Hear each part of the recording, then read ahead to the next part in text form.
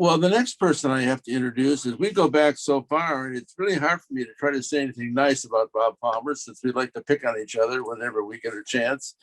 And but I am forced to have to say nice things because he is going to come in with his field of expertise and tell us about something that's going to be happening next month. Now, we are going to be doing tall tales and we are going to be doing table topics. And he is our district's expert on tall tales, and he has been doing tall tales. Connie and I have been a lot of tall tales, but he is the expert, and he will tell us a little bit about doing them, how to prepare, how to have a winning tall tales. And I want to make sure that I let people know. Please let me know so I can put together a list of those of you who would like to do tall tale. And if you need any coaching, I will be, if I can't do it, I will make sure you have someone to help you.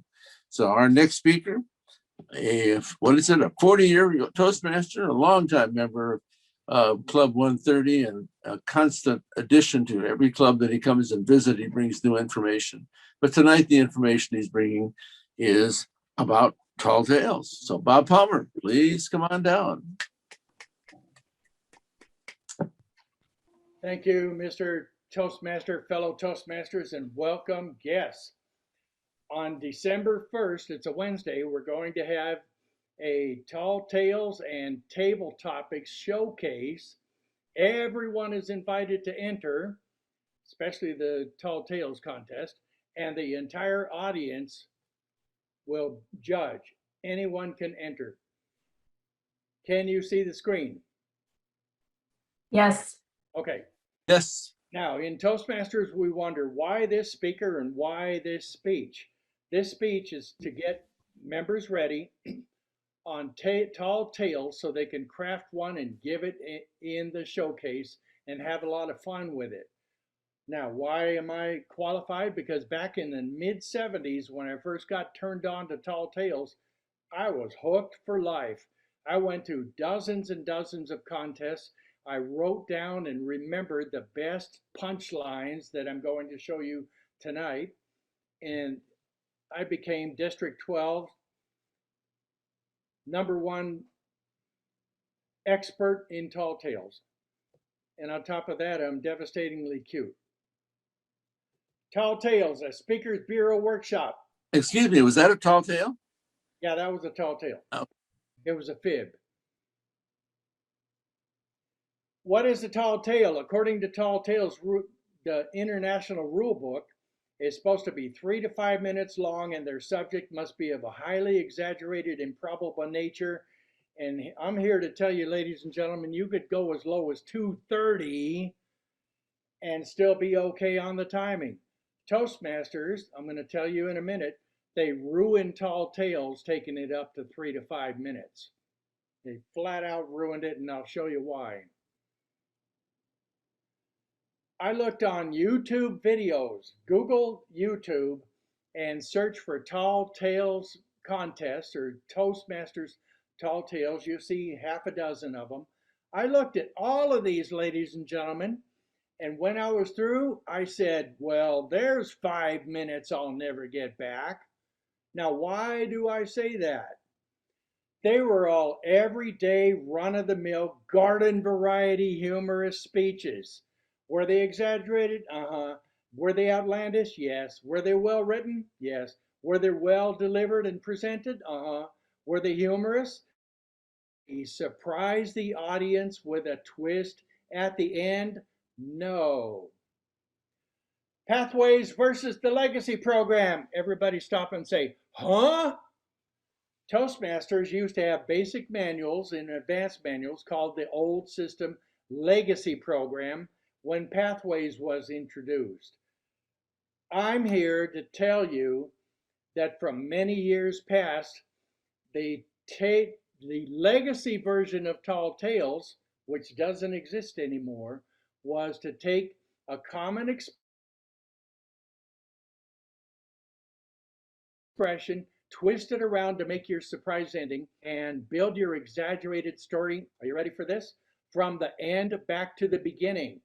The time was 0, all the way up to 3, and if you went 1 minute over, you were disqualified. Now, in the Tall Tales Hall of Fame that I'm going to present you tonight, Chicken and Dumpling, League of Women Voters, Things Go Better with Coke. Some of the really old timers from Founders might remember these. Now, caution, these are not the speech titles. They're the phrases you want to start with to twist into a surprise ending in your 3-minute tall tale. I wrote some recipes of some of these tall tales. Chicken and dumpling tall tales recipe. Old England in the 1600s. A stupid village idiot named Pling. A deep, dark, scary forest with 3 witches. A big, black, bubbling, boiling witch's cauldron.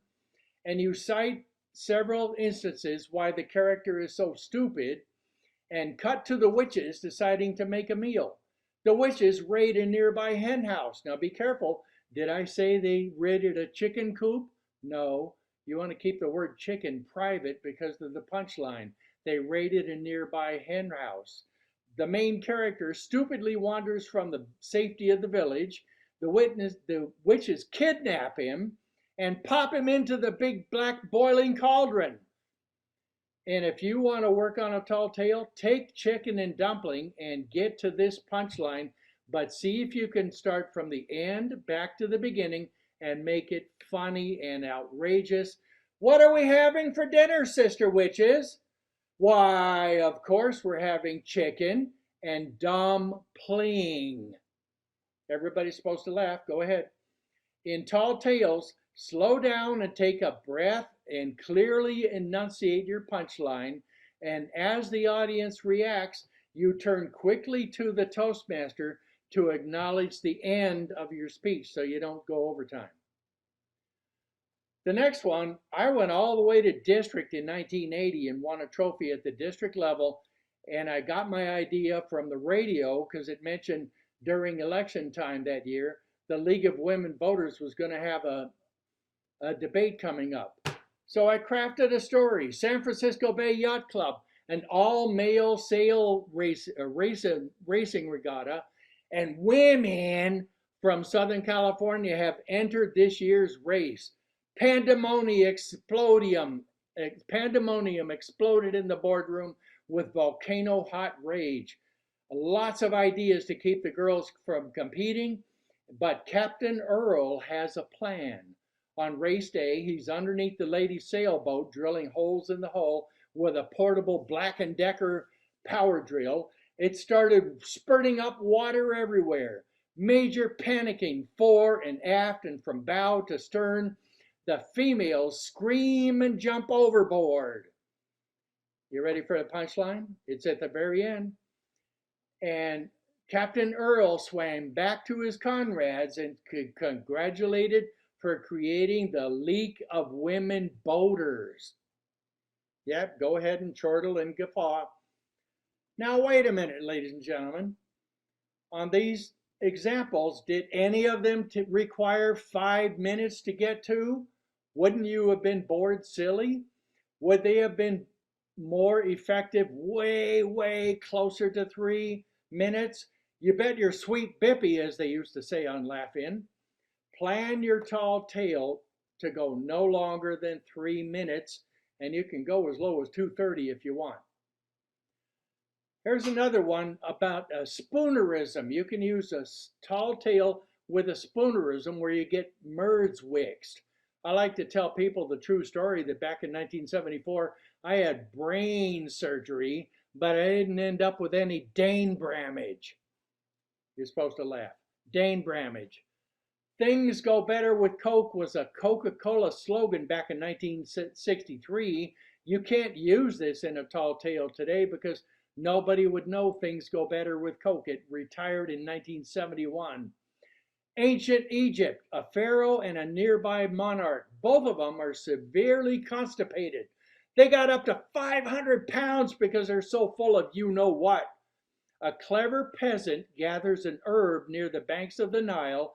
The herb is called thoque. He makes a potion, and both leaders ingest the thoque. They get immediate relief. Why did this remedy work? because everybody knows kings go better with thogue. Go ahead and laugh some more. You slow down, take a deep breath, enunciate your punchline, because that's when you turn to the Toastmaster and say, Mr. Toastmaster, so you don't go over time. Now, all of those YouTube videos that I looked at, I don't know. You can watch them if you want to. I encourage all District 12 competitors for Tall Tales to craft a legacy style of a funny, twisted ending speech. Would you like some more? Yes, we have time. Here's some more that we actually ran out off down through the years. Decaffeinated coffee, which is another spoonerism. A lady named Kathy died and her casket tipped over at the funeral. Remember I said casket? And she popped out, causing a situation known as, here's her punchline, decaffeinated Kathy. The audience just roared with laughter when they heard that. I left my heart in San Francisco, the old Tony Bennett song, right? Tony Bennett. An angel from heaven visits earth with his harp and leaves it in a discotheque owned by Sam Frank. He returns to heaven and is all forlorn and sad because he had, here it comes, left his harp in Sam Frank's disco. Slow down, take a deep breath, enunciate. He left his harp in Sam Frank's disco.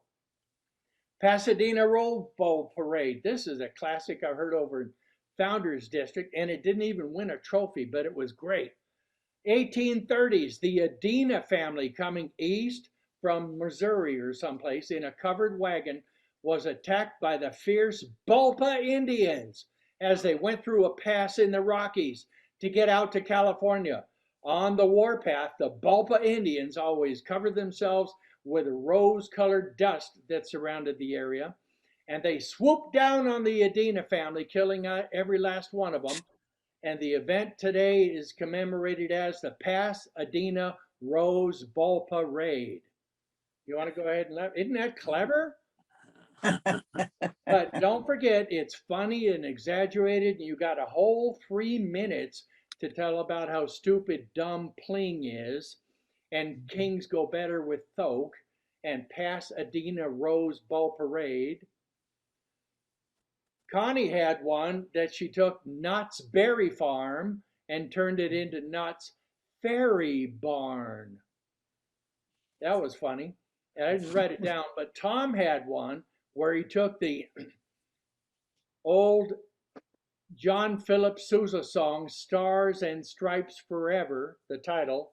He made a story about Tarzan, and his punchline was Tarzan Stripes Forever. It was good. Everybody laughed. Now, a recap. The Legacy Tall Tales, I encouraged all District 12 people to get into Legacy Tall Tales. It's not studied anywhere, and I didn't see it on any workshop pages from other districts. Start with an ending you can twist into a surprise. Make it exaggerated and funny. Drop little clues along the way that lead to your punchline. Keep the time down close to 3 and practice in your club prior to the showcase on December 1st. And most of all, ladies and gentlemen, remember to have fun. Mr. Toastmaster. Thank you, Bob. I know I enjoyed doing that one, and it's a couple of things to remember. Did a very good job of telling some of the possibilities, but let your mind and imagination go crazy. You can wear a costume, being wild and crazy as you wish to be. Of course, keep it, G-rated, but you still have a lot of fun with it, and you make sure your audience is entertained. That's what it's all about. I think I saw Richard in the audience. Do you have anything to add about Tall Tales? I mean, any experiences, or you would to share? I think what Bob said was great. I love some of the examples of the decaffeinated Kathy. That was actually Marvin Ehrenberg. I remember he was one of in Club 12 and one of the first Toastmasters I met. I had him speak when I was an area governor. He came to my area council meeting when we still had council meetings, and he delivered that speech. A great speech. So thank you for sharing those memories, Bob Palmer. The exaggerated twist at the end is really the key, I think. And then, of course, the right setup. I'm not sure about timing. I think 3 to 5, sometimes 3 minutes, sometimes you need a little bit longer. But otherwise, great job, Bob. Well, Richard, I'm sure glad you brought up. We were trying to think of who that was and mentioned Marv Ehrenberg. I remember Marv was younger than I am, but I heard him speak when I was a lot younger than him. So he was probably in his 50s or 60s. And he gave a speech, and he on a raised stage. We were in a lowered audience, and he was up on a stage.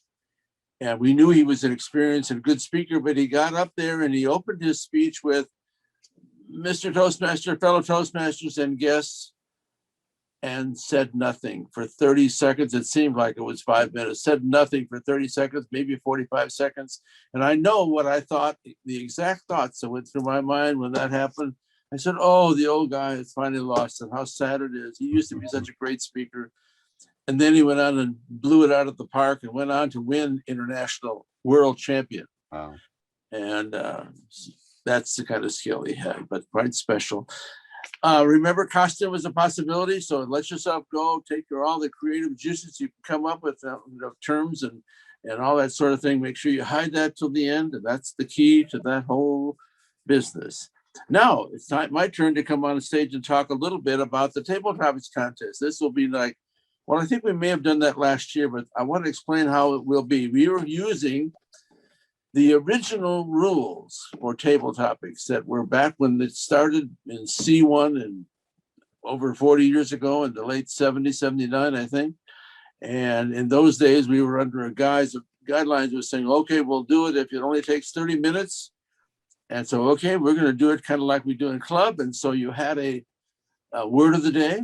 You were expected to use the word of the day. If you did not use the word of the day, as it was said, as it was pronounced, hopefully the Toastmaster pronounces it correctly, so you don't have to repeat it incorrectly. But otherwise, you lose 20%, and I never saw anyone win who did not use the word of the day.